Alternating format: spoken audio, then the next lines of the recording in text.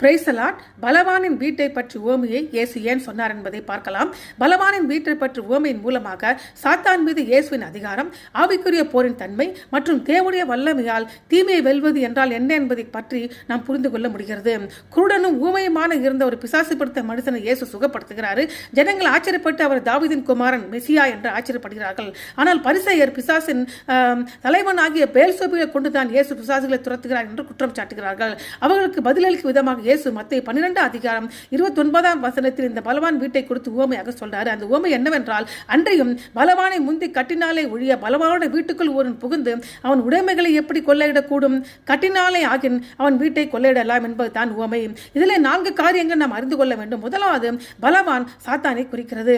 அவன் வீட்டின் மீது அதிகாரம் கொண்டிருக்கிறார். அதாவது மக்கள், அமைப்புகள் அல்லது பிராந்தியங்களை சாத்தான் கட்டுப்படுத்துவது இது குறிப்பிடுகிறது. இரண்டாவது, பலமுள்ள மனிதனை கட்டி போடுகிறவர் இயேசு.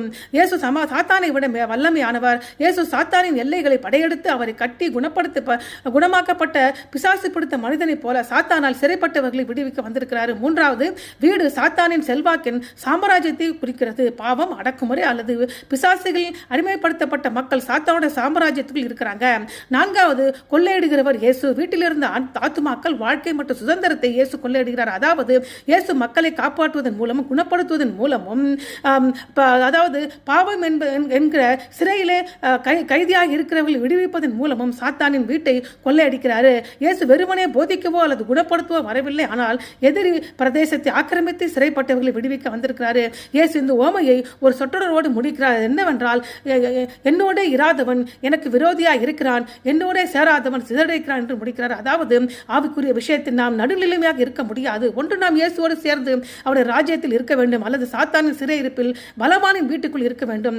சிதறடித்தல் என்றால் குழப்பத்தையும் பிளவையும் ஏற்படுத்துவது மற்றும் சாத்தானின் வஞ்சகத்தை நோக்கி இந்த ஜனங்களை வழிநடத்துவது ஆகும். ஆகவே சத்தியம், ரட்சிப்பு, சிஷ்யத்துவம் மூலம் தேவனுடைய ராஜ்யத்தின் மக்களை சேர்க்க நாம் இயேசுவோடு பணியாற்ற வேண்டும். இல்லை என்றால் நமது செயல் பிளவை கொண்டு வரும். சாத்தான் செல்வாக்கு உண்மைதான், ஆனால் இயேசு மாபெரும் வல்லமைக்கு அவன் கட்டுப்பட்டிருக்கிறான். ஆகவே நாம் பாவத்தோடு விளையாடாமல் அதை மேற்கொள்ள பரிசுத்த ஆவியாரின் வல்லமையை நாடுவோமாக. ஆமென்.